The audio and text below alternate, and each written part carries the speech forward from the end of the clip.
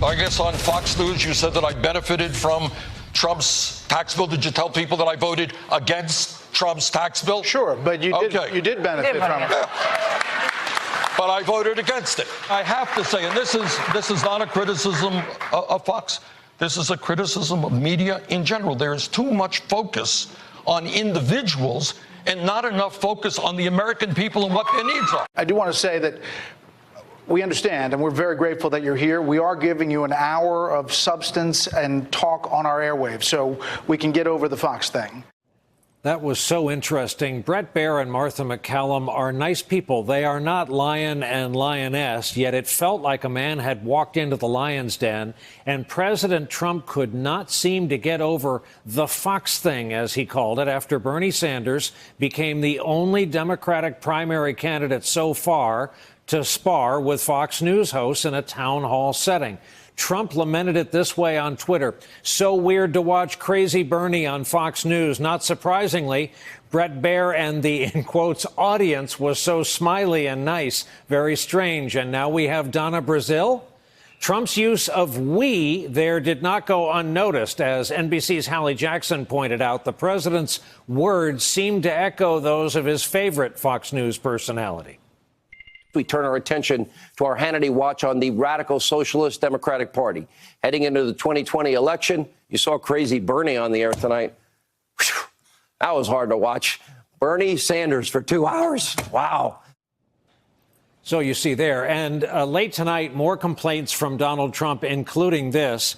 Many Trump fans and signs, some rare capital letters there, were outside the Fox News studio last night in the now thriving, thank you, President Trump, Bethlehem, Pennsylvania, for the interview with Crazy Bernie Sanders. Big complaints about not being let in, stuffed with Bernie supporters. What's with Fox News? Remaining with us tonight, Phil Rucker and Bill Kristol. Bill, this one's going to go to you. First of all, Bernie tweeted back after this montage of Crazy Bernie tweets from the leader of the free world. Bernie tweeted back tonight, looks like President Trump is scared of our campaign. He should be. First of all, did Bernie do the right thing in going inside the confines of Fox News? It's reported today Buttigieg is considering airtime on Fox News. Should the Democrats not be scared of those friendly confines?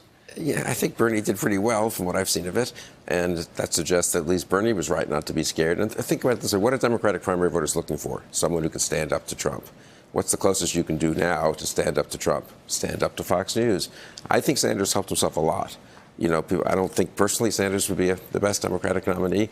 But, you know, if you're looking for a fighter and someone who can hold his own, you're thinking ahead to that debate stage, watching Sanders handle Bret Baier and Martha MacCallum and the crowd coming out sort of on Sanders' side on some issues, I think you'd think, gee, you know, Sanders did pretty well there in what was presumed to be a hostile environment. And obviously Trump thinks Sanders did well. Otherwise, why is he so upset in his tweets? Phil Rucker, anything beyond the usual din stand out to you about this social media tirade?